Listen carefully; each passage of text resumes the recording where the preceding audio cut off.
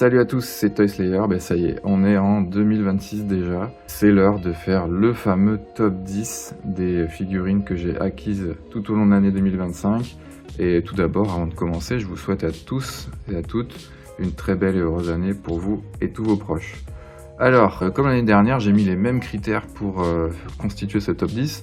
Tout d'abord, ce ne sont que des action figures, vous savez que sur la chaîne maintenant je collectionne que ça. Deuxième critère, je sélectionne uniquement des figurines qui sont sorties en 2025, même si pour une ou deux je suis pas très sûr parce que je crois qu'avec les retards de préco, il y en a une qui a dû sortir en fin décembre 2024 et une en tout début 2025, bon bref. C'est des figurines en tout cas qui sont sorties dans le courant de l'année en Europe. Et enfin, comme l'année dernière, pour le troisième critère, je prends en compte tout ce qui est articulation, paint, sculpt, posabilité. Je regarde au final si c'est en bonne corrélation avec le prix final, donc le rapport qualité-prix a quand même une grosse importance pour que les figurines rentrent dans ce top 10. Vous le voyez devant vous, il y a déjà 3 figurines que j'ai sélectionnées, donc c'est la Jada Toys de Lucy, la Pain SH Figuarts et la Tsunade aussi SH Figuarts. Ça a été une année riche en sorties en termes de SH Figuarts Naruto, mais ces 3 figurines seront dans les mentions honorables puisqu'elles ne seront pas dans le top 10, mais j'ai voulu faire un petit zoom dessus tout simplement parce que j'ai failli les mettre dedans. Pour la Lucy, là où j'avais un peu hésité, c'est le Head Sculpt. C'est une belle figurine, mais le Head Sculpt pour moi est perfectible. La Pain, il n'y a pas de défaut majeur, sauf que bon, si on enlève le manteau de la Katsuki, ça reste une figurine quand même assez basique, même si le head sculpt est très joli. Et enfin, la Tsunade, j'ai juste regretté qu'il n'y ait pas de tissu pour sa veste verte. Sinon, la figurine est plutôt belle, hein, avec un très beau head sculpt aussi. Mais voilà, donc ces 3 figurines ne seront pas dans le top 10. Et donc tout de suite, on va s'intéresser à la 10e figurine pour ce début de top. Allez, à la 10e position, j'ai sélectionné le dernier Goku Super Saiyajin en version SH Figuarts avec le tout nouveau body qui offre de nouvelles possibilités d'articulation et un nouveau sculpt au niveau des visages qu'il propose qui est vraiment sympa, beaucoup plus fidèle que les anciens je trouve. Alors je l'ai mis à la 10e place parce que c'est vrai que les Goku on en bouffe un peu tous les ans, à toutes les sauces, à toutes les transformations. Mais là, c'est quand même un bel effort qui a été fait avec ce nouveau body, avec une articulation papillon qui est beaucoup plus ample qu'avant. On a des articulations un peu plus harmonieuses, un peu moins cassantes au niveau du genou pour le pantalon de Goku. On a même des nouvelles articulations, voilà, le tibia qu'on peut mettre un peu plus en avant. Enfin, vraiment, c'est une figurine assez smooth et vraiment agréable à manipuler. On peut faire à peu près tout ce qu'on veut avec, ça c'est super cool. Après, il y a quand même quelques petits défauts encore, c'est pour ça que je l'ai mis en 10e position. C'est vrai qu'au niveau de la culotte, ils n'y arriveront jamais avec le pantalon de Goku à gommer vraiment de manière harmonieuse toutes les articulations, les options d'articulation qu'il propose. Après, c'est vraiment une figurine qui est faite pour être en pose dynamique, hein. C'est pas vraiment une figurine qu'on met en pose. Oula, il a perdu sa frange le petit Goku. Oui, je disais, c'est pas une figurine qu'on met en pose muséum, on fait des caméas avec, des coups de pied sautés, des coups de poing, etc. C'est vraiment une figurine qui est faite pour le dynamisme. Je note pas de défaut particulier, mais bon voilà. C'est Goku, on en bouffe tous les ans, on va encore en bouffer l'année prochaine avec du Goku, Namek, etc. C'est pour ça que je l'ai mis à la 10e position pour saluer l'effort, mais c'est clairement pas ma figurine préférée de l'année, même si je l'apprécie beaucoup. Je vous l'ai dit en début de vidéo, ça a été une année riche pour moi en acquisition Naruto et SH Figuarts. Il y a eu de très belles sorties cette année en 2025. Et ce Jiraiya, même si je l'attendais pas plus que ça, écoutez, m'a assez bluffé. Il est déjà très bien sculpté, il y a beaucoup de têtes, il y a beaucoup d'options qu'on peut rajouter sur son corps, notamment pour le passer en mode sage, en mode crapaud si vous voulez, pour ceux qui voient pas trop ce que c'est. On peut même rajouter les deux petites invocations sur le côté. Il est vraiment hyper sympa à manipuler. On peut faire vraiment des poses assez fun avec lui. Bon, le seul petit hic, on va dire, c'est le prix. Je crois qu'il coûtait un peu plus de 80 balles, je crois. Ce qui est assez cher, mais bon, il est quand même bien fourni en accessoires. Comme pour la Tsunade, je trouvais que c'était un peu dommage que maintenant que les SH Figuarts utilisent de plus en plus de tissu, qu'on ait cette veste, même si elle est en plastique souple, elle n'est pas trop dérangeante à l'œil, mais ça aurait été sympa d'avoir un tissu. Mais bon, il est vraiment hyper sympa à manipuler et je vous dis, vous avez presque 2 figurines en une, le fait de pouvoir le passer en Sage Mode qui change totalement son aspect avec cet aspect un peu crapaud qui est vraiment hyper bien fait. Donc je l'ai sélectionné à la 9e place. À la 8e position, j'ai choisi ce bon gros Zod, toujours dans la gamme SH Figuarts. Je vous avoue que je pensais le mettre un peu plus haut, mais il m'a quand même un petit peu déçu pour 2-3 points. On va commencer par les points forts. Le sculpte est incroyable, vraiment il a vraiment un très joli sculpte, que ce soit le visage, les ornements sur son espèce d'armure, la peau d'ours câblée, etc. Ce que j'aime un peu moins, c'est en termes d'articulation. Alors, il y a des possibilités d'articulation qui sont super bonnes, mais le compromis, c'est ça. Vous avez ici cette articulation qui fait énormément penser aux articulations Revoltech, qui est un peu disgracieux suivant les poses que vous pouvez lui donner. Bon, heureusement, vous avez la peau d'ours par-dessus qui peut venir masquer tout ça. Mais j'aurais préféré à la limite qu'il fasse une articulation peut-être un peu moins souple et un peu plus masquée avec l'épaule qui recouvre complètement le boy joint, parce que là ça fait un peu disgracieux quand même. Et enfin, l'autre truc qui me rebute, c'est ceci, la jonction au niveau du poignet avec un ball joint qui fait un espace un peu bizarre. Enfin, je sais pas, il y a un truc qui me gêne au niveau de... Ouais, ça se voit mieux quand je mets le poing comme ça. Vous voyez, le ball joint ici, il est quand même très visible. Et avec la main qui vient se positionner dessus de manière un peu artificielle, il manque une espèce de jointure plus naturelle, on va dire. Je pense que le ball joint est peut-être un peu trop gros et que du coup la main fait un peu trop éloignée du poignet. Ce qui fait qu'on a l'impression que la main est une partie rajoutée au bras. Je sais pas si je me fais bien comprendre, mais ça fait un peu artificiel sa main. Ça me gêne un peu sur certaines poses qu'on peut lui donner à cause de ça. Mais bon, heureusement ça peut être masqué si vous êtes un peu malin dans vos poses dynamiques. Bon voilà, je l'ai mis quand même seulement à la 8e place, parce qu'il reste quand même assez cher et j'aurais aimé avoir un perfect pour cette figurine. Bon, cela dit, ça reste quand même un très joli Zod pour cette gamme Berserk en SH Figuarts.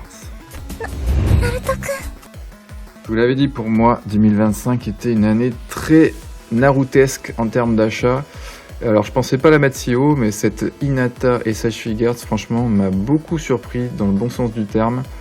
Déjà en termes de visage, il y a énormément d'options dans la boîte pour faire à la fois une Hinata combative ou timide, telle qu'elle est dans la série. Et elle est très souple en termes d'articulation, très posable pour faire des poses martiales qui correspondent bien à la façon dont elle se bat dans la série. Voilà, c'est vraiment hyper bien articulé, très smooth, c'est vraiment une figurine avec laquelle vous pouvez faire des mouvements vraiment super top.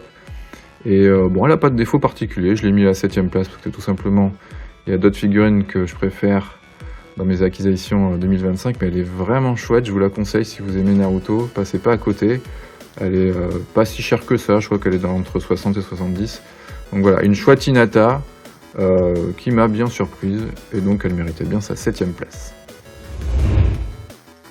À la 6e position, on retrouve Guts, version Team Faucon, magnifique. C'est pour ça que je l'ai mis à la 6e position, c'est surtout pour son sculpte que je trouve vraiment super bien réussi. Regardez ce visage, on dirait qu'il sort du manga, c'est incroyable. Son armure avec les battle damage, c'est vraiment une très belle figurine. Et je pensais que j'allais la mettre plus haut. En plus, il y a une cape câblée que vous pouvez bouger pour faire style il y a du vent, pour donner des poses bien badass. Vraiment, c'est une très belle figurine. Alors pourquoi seulement à la 6e position? Tout simplement parce que, comme toutes les figurines Berserk, en termes d'ingénierie, c'est un petit peu plus compliqué quand on parle de pose. Vu que ce sont des figurines qui sont souvent très ornées au niveau des armures, des vêtements, tout ça, des capes. Du coup, quand vous faites des poses un peu plus dynamiques, vous allez avoir des parties qui vont tomber, qui vont sauter, des mouvements qui vont être tout simplement impossibles à faire. Notamment sur cette figurine, j'ai parfois les épaulettes qui sautent. Enfin bref, c'est pas une figurine qui est tout le temps hyper agréable à manipuler, même si on peut faire, je vous rassure, de très belles choses avec. Je dis ça pour les toy photographeurs qui nous regardent. Mais voilà, c'est pour ça que je l'ai mis seulement en 6e position. Mais en termes de sculpte, sur cette gamme, ils font vraiment du très beau travail. Et ce Guts Team Faucon est vraiment incontournable si vous aimez la licence Berserk en SH Figuarts. Alors j'en vois déjà qui disent mais qu'est-ce que c'est que ce top, il n'y a que des SH Figuarts. Il se fout vraiment du monde, j'en ai trop vu. Mais non, rassurez-vous, il y a d'autres marques aussi qui sont représentées, notamment avec cette Marvel Legend, ça fera plaisir à Amatix, de Wolverine tiré de la licence Gameverse, donc Marvel versus Capcom. Dès que j'ai vu les premières images, je l'ai trouvé incroyable, même s'il a été pas mal critiqué pour sa taille, un peu trop grand, soi-disant, pour un Wolverine. Mais bon, moi ça me dérange pas, il est quand même assez fat dans le jeu vidéo. La plupart du temps, de toute façon, avec Wolverine, quand on le représente, il est tout le temps dans des poses hargneuses, courbé en avant, bien vénère comme ça, avec les griffes en avant. Donc le fait qu'il soit peut-être un peu trop grand ou un peu trop baraque, moi ça me dérange pas. Après on reste sur une Marvel Legends, donc en termes de finition évidemment, c'est un petit peu moins bien que d'autres marques qui sont un petit peu plus chères. Mais pour 60 €, vous l'avez dans un duo pack avec le Silver Samurai qui est certes un peu plus vieillot en termes de body. Mais regardez-moi ce Wolverine, il est trop joli, avec une tête bien vénère. Costume bien jaune à la X-Men. Seul petit défaut que j'ai trouvé, mais c'est vraiment pour pinailler, je trouve qu'il a les genouillères, enfin ses genoux on va dire, l'articulation des genoux, là la pièce, est un petit peu plus jaune que le reste et j'ai peur que ça devienne plus foncé avec le temps. Mais bon, c'est vraiment du pinaillage, ça se trouve c'est peut-être que sur ma figurine. Bref, c'est vraiment une très belle Marvel Legend. D'ailleurs, je pense que c'est ma Marvel Legend préférée de 2025. Allez, on se rapproche tout doucement du podium. À la 4e place, avec ce David de chez Jada Toys, tiré de l'univers Cyberpunk, une série que je vous conseille sur Netflix, qui est incroyable, c'est tiré du jeu vidéo. Et David, donc le héros de la série, qui arrive pour seulement une quarantaine d'euros, avec un blouson en tissu, un très joli sculpte, des accessoires. Bref, c'est une figurine quasi perfecte. Alors si je l'ai pas mis sur le podium, c'est tout simplement parce qu'avec Jada Toys, je trouve qu'il y a toujours un petit level up qui sera encore possible de faire au niveau du head sculpt, même si je le trouve très ressemblant. Je suis assez sévère. Voilà, c'est le seul petit point faible que je trouve encore pour certains visages de chez Jada Toys, mais par contre au niveau du body, le rapport qualité-prix est incroyable. On est sur le prix quasiment d'une Marvel Legend. Et on a des accessoires de dingue en tissu, des possibilités de posing qui sont géniales. Vous voyez, là, il y a une articulation papillon. Même là, le fait qu'il y ait le pantalon, l'articulation de la jambe est vraiment souple. Et en plus, les vêtements sont ni trop grands ni trop petits. Ça épouse bien le body de la figurine. Bref, c'est vraiment une très belle figurine. Et encore une fois, si vous n'avez toujours pas vu l'animé Cyberpunk sur Netflix, je vous encourage vraiment à le voir, même si vous n'avez pas joué aux jeux vidéo, c'est vraiment une grosse tuerie. Pour moi, cette David de Jada Toys est vraiment imbattable en termes de rapport qualité-prix. Ils ont vraiment fait du très bon taf dessus. Une Jada Toys dans le top, je sais que ça fera plaisir à l'ami psychopathe. No, God, please, no, no! Allez, ça y est, c'est l'heure du podium, le top 3. Avec en 3e position cette magnifique Ryu Hayabusa dans la gamme Revoltech de chez Kyoto. Incroyable cette figurine en termes de sculpte, en termes de possibilités de posing, en termes de charisme. Bref, c'est presque un perfect pour moi. Vous avez même les pupilles des yeux que vous pouvez orienter. Je trouve qu'elle a un body vraiment incroyable. Les mailles ici sur son vêtement de ninja, il y a plein de textures différentes. Alors comme d'habitude avec Revoltech, on est vraiment sur des figurines qui sont pensées pour être en pose très dynamique. Parce que tout simplement, le point faible, c'est toujours les grosses articulations ici qui, si elles ne sont pas masquées par des poses justement très dynamiques, peuvent être un peu disgracieuses. Vous avez toujours ces petits problèmes de... Voilà, d'articulation qui se déclipsent de temps en temps. Elle est hyper badass. J'aime bien. Allez, on arrive tout doucement, presque à la fin de ce top 10. Il commence à y avoir du monde sur la table. Avec en 2e position la Wingman SH Figuarts tirée de la série Tokusatsu avec des acteurs. Donc ça vient à la base d'un manga et d'un animé qui a été adapté justement de l'œuvre de Katsura. Et vraiment j'ai eu un énorme coup de cœur sur cette figurine parce qu'ils ont revisité la tenue de Wingman. Ils l'ont modernisé et ils ont fait un très beau travail sur la figurine. D'ailleurs, le mangaka Katsura a personnellement travaillé sur la gamme Wingman SH Figuarts. Déjà, le costume de base de Wingman, je l'adore. Je rappelle que c'était une série qui était passée au Club Dorothée. Bon, elle est moins populaire que Dragon Ball, Senseiya, etc. Tout simplement parce qu'il y a un peu moins d'épisodes. Moi, à l'époque, ça m'avait marqué et de la revoir ressortir comme ça en version modernisée, je la trouve vraiment trop belle. En plus, il y a de belles possibilités de pose, des accessoires avec qui sont cool. Seul petit hic, elle n'a pas été distribuée en Europe, donc pour l'avoir, c'était de l'import et ouais, ça coûtait un petit peu cher. Je suis passé par Hobby Genki pour l'avoir comme d'habitude pour les imports. Et fallait compter à peu près 90, ouais, on va dire une petite centaine d'euros en comptant la douane, tout ça. Mais franchement, je regrette pas. Elle est vraiment magnifique. Ça est vraiment mon gros coup de cœur de l'année 2025. Voilà, j'aime bien. J'aime bien. Allez, on arrive à la fin de ce top 10 avec le magnifique Blanka de chez Storm Collectible. Une réussite totale, un gros coup de cœur pour moi. Comme d'habitude avec Storm, c'est des figurines bien généreuses, bien fat, avec un head sculpt magnifique comme vous pouvez le voir, super bien sculpté, si le focus ne meurt pas avant. C'est vraiment une magnifique figurine de Blanka. Alors à la base, je suis pas un grand fan de ce personnage, mais vraiment la carrure, le sculpt, le paint est tellement bien fait, les possibilités de pose aussi sont énormes. Je rappelle que ce Blanka fait partie de la gamme de base de chez Storm, hein, donc c'est du 1/10, c'est pas une Storm Arena, mais quand vous l'exposez à côté d'autres figurines, 1/12, il passe très bien, le fait qu'il soit un peu bestial et un peu la Hulk, ça passe nickel. Il a vraiment une carrure incroyable, vous voyez, il rentre même pas dans le cadre, c'est vraiment une belle bête.